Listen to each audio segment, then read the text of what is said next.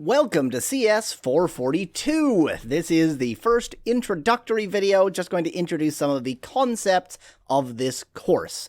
If you're watching this video, you've presumably found the course website at student.cs.uwaterloo.ca/CS442, found your way to the first module text, and found your way here. If not, well, go there, read the module text, it will link here, and here you are. So you should have some sense of how this course is going to be organized. In this online offering of CS442, you have 6 assignments and 5 exams. The exams are weighted to have 5 instead of the usual 2, midterm and final. Also, the assignments are weighted more heavily just because this is an online offering. The assignments are worth more than the exams, but the exams are still exams. There's a reason I'm not calling them quizzes. They are still important. Instead of having those usual two exams, you have 5 exams, and there's thus no final exam per se. None of the exams are comprehensive, although each module builds on previous modules, so they're all a little bit comprehensive in that sense. Instead of having a final exam, assignment 6 is due at the end of the exam period. You can find more on the weighting of assignments and exams and such in the outline, which is linked from the course webpage. And by the way, if you peeked at the course webpage before the beginning of the term, you may want to check again, as a lot of things changed in the last week leading up to the start of the actual lectures, quote unquote. But 6 assignments. The last one is due during the exam period, but it is just another assignment. 5 exams. Assignments will be submitted via the uWaterloo Submit program. It's part of the student Linux environment, and exams will be done on Learn. But in both cases, there will be more information at the time. I will tell you what you need to know on the assignment documents or on weeks during which there are exams. In addition, graduate students in CS642 have to do a final project. If you are a graduate student and you're signed up for CS642, I'm not going to talk about it more here. Email me and we'll discuss the nature of the project. It's going to be different for every student. We have to negotiate exactly what you'll be doing. This is now the 3rd term of online-only teaching due to the situation that shan't be named. And hopefully by this point, you have some sense of the different ways of teaching online, and maybe even some sense of why I chose this way, why I'm doing text-based notes. But I do want to take a moment to justify why I'm not doing sort of conventional video lectures and am instead providing notes, text notes, with supplementary videos like this one. Video lectures suck. Actually, lectures suck. It's well known pedagogically that lectures are not an effective way to teach. In fact, me watching a classroom full of students fall asleep to the soothing sounds of my voice isn't an effective means of teaching. Shocking, I know, it's not actually a surprise. The good thing about lecturing, and the reason why we continue to lecture as a regular means of teaching, is that I can get feedback from you. I can watch you, watching me, listening to me, and get some live impression of whether you're understanding. I can see the expression on your face. And I can't do that in an online course. So if you have video lectures, then what you most likely have is someone who's not accustomed to recording videos speaking in a monotone voice into a low-quality microphone for an hour and a half. So now you get to fall asleep to the soothing sound of my voice, and I don't even get to see that that's happening and try to adjust. That's not better. That's worse. And of course, the video files aren't searchable. You just have these big monolithic things. Here's a video lecture. So if you want to review, if you want to reference, they're totally useless for that. You have to scrub through the whole video just hoping you'll find what you need. That's not better. Some topics need some kind of audio-visual media, and I'm completely happy when I encounter those topics to make a video, or audio if that is more useful, that goes into further depth and shows you visually what's going on. But that's not going to be the usual means of teaching. The text modules are the primary source. Text notes are a better resource for learning because they're searchable, they're reviewable, they're printable, they're savable. They are just a better source for learning because in learning you usually need to go over things repeatedly, and a video lecture isn't the best way of doing that. So I'm giving you text notes. Different people have different opinions on this, but you're stuck with me. You have to learn to live with it because you're stuck with me.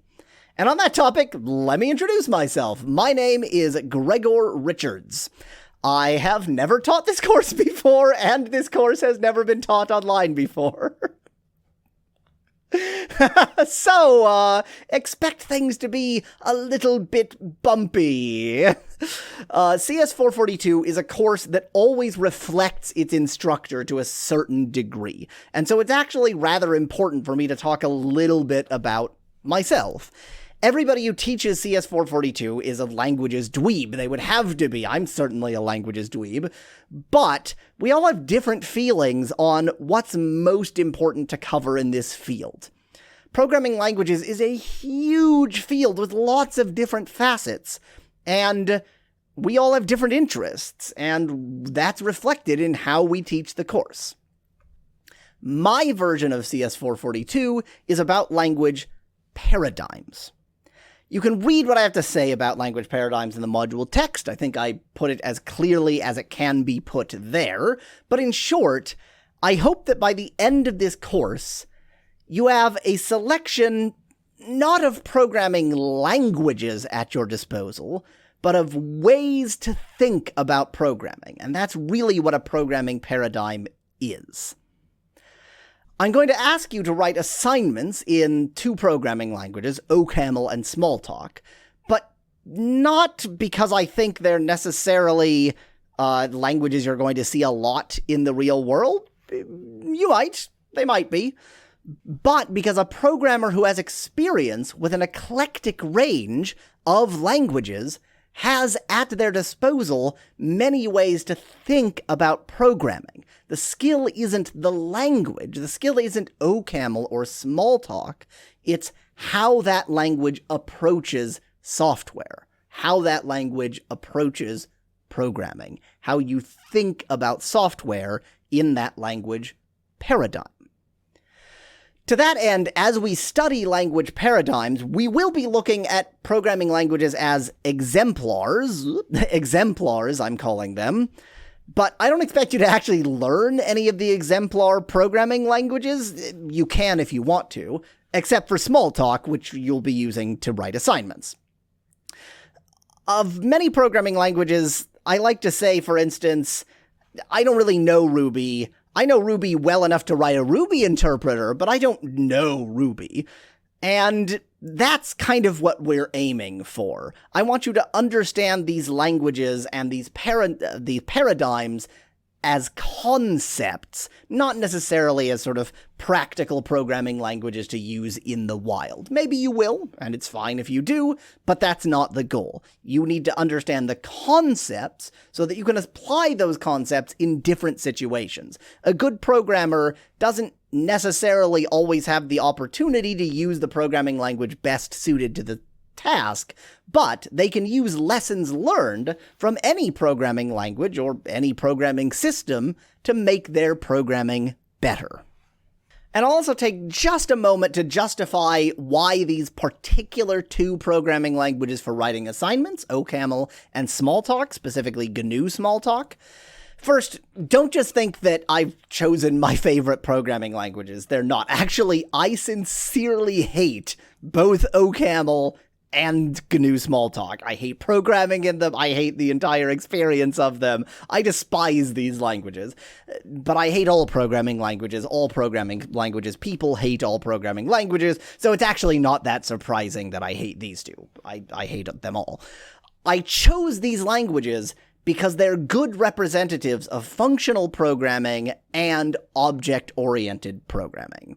They're good representatives of those paradigms, and they're not trying to be multi-paradigm languages. So they're representatives of functional and OO, but little else.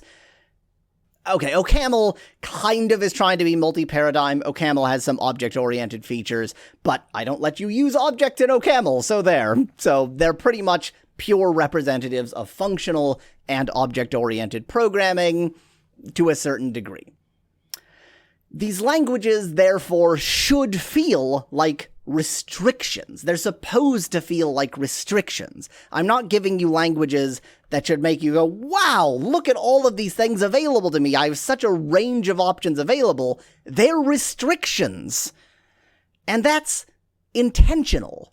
In order to understand these programming paradigms, at some point, really, you have to have programmed in them in a fairly narrow way. You have to have programmed in an object-oriented programming language that doesn't just let you jump into more traditional procedural programming or functional programming whenever you want, that is actually an OO language and little else.